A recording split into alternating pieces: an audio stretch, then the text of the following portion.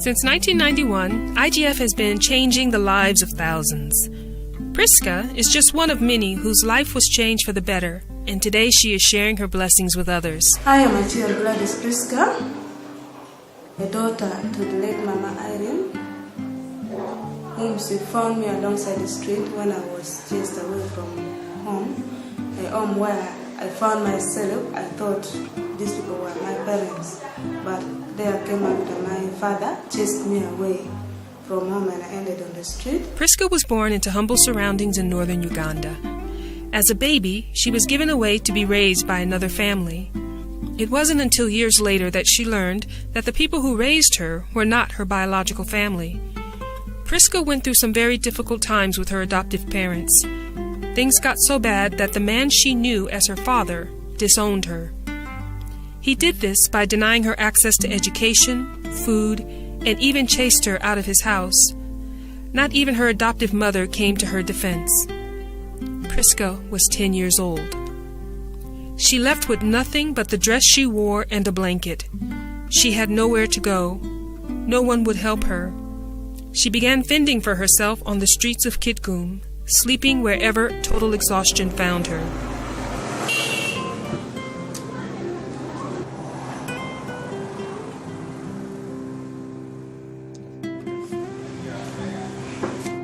When not wandering under the hot sun, she sat and rested under the storefront verandas and begged for food and money.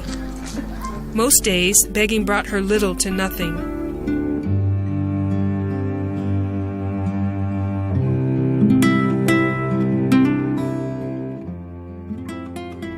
She began to lose all hope that her situation would improve.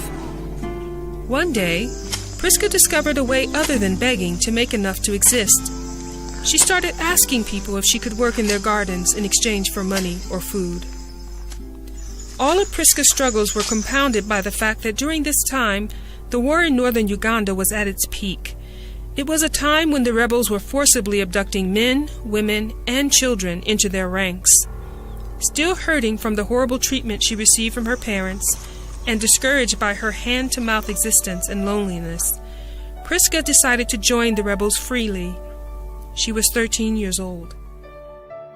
Prisca was desperate to feel as if she belonged to a family, even if it was a group of rebels. She lived in the bush with the rebels for 1 year before they sent her home. Even they could find no use for her.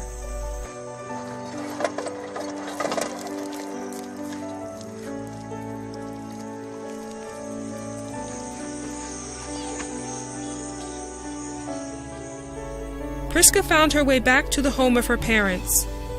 They initially took her in, but it wasn't long before she began to quarrel with her adoptive father, and he kicked her out again. Afterward, I came back to again stay with my parents.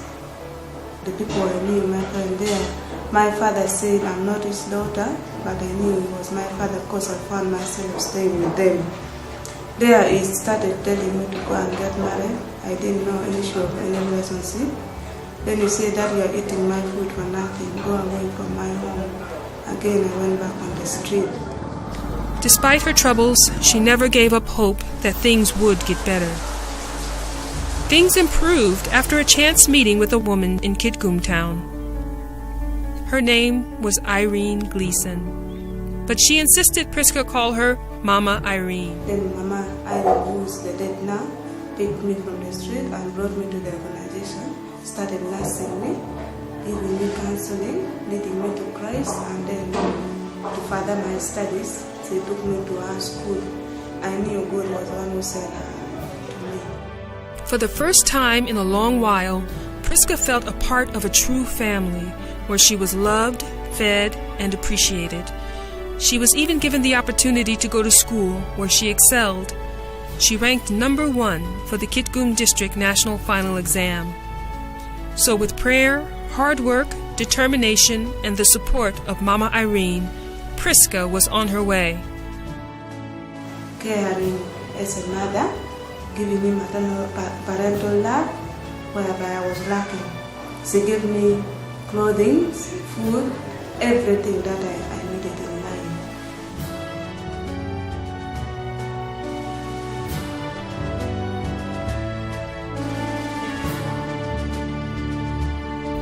Mama Irene had big plans for Prisca.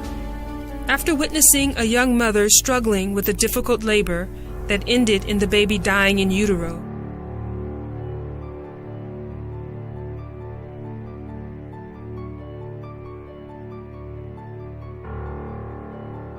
she recognized the need for quality maternal health care in Kitgum.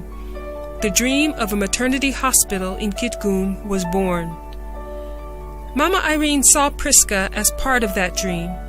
She sent Prisca to school to study midwifery and went to America on a fundraising mission to build the maternity hospital. Her prayers were answered just before her death in 2013, when a visit to Daystar Television Network led to a grant that fully funded the completion of Kitgum's first and only maternal health hospital. Construction of the hospital was completed in July 2015 and commemorated with a charity walk in Mama Irene's memory. Though the building is complete, it will not be of any use to the community until the necessary funds are raised to purchase desperately needed equipment and funds for staff salaries. But the story doesn't end here. Prisca is now a fully certified midwife, working in a local government hospital and doing quite well.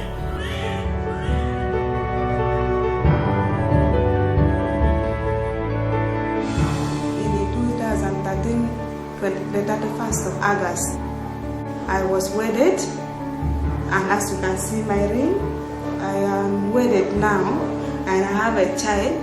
I delivered this child on the 28th of January 2015, and I gave a wonderful name. This name, I will ever recall it until there, and my spirit will still keep on thinking about this name, and that name is Irene Lishon. That is the name of my child. I feel I should sleep with Mama Irene Lishon near my bed. I should always walk with her. Everywhere I move, I call upon the name of Mama Irene Lishon. After Jesus Christ, it is Mama Irene in my life.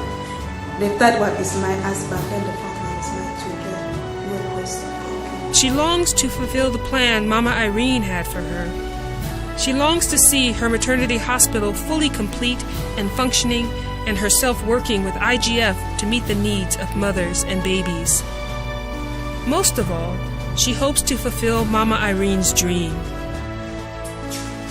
With your support, we can make dreams come true. Please support and save lives.